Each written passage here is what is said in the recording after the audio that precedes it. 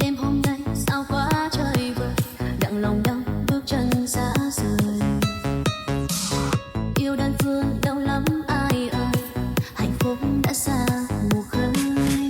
Khi xưa mình bên nhau em giấu không nói ra, nên anh đâu biết yêu thương trong em là bao nhiêu là mong, nhiêu là mơ, nhiêu là yêu. Suốt cuộc đời này chắc không bao giờ anh hứa.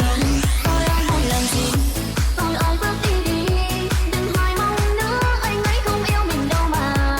Đã vô phải dừng lòng, khuyên anh chẳng an tâm, vì em cảm thấy anh em không yêu anh thật lòng.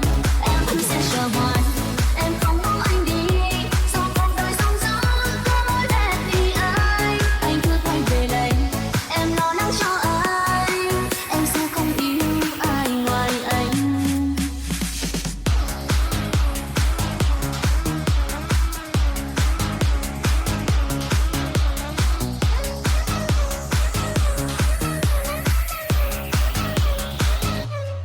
Xa nhau mình em đâu, em giấu anh có hay, chia tay nước mắt buồn tay anh đâu cần. Bên em và yêu, yêu rồi giờ xa cần quên, đớn đau yêu anh chắc không bao giờ anh biết.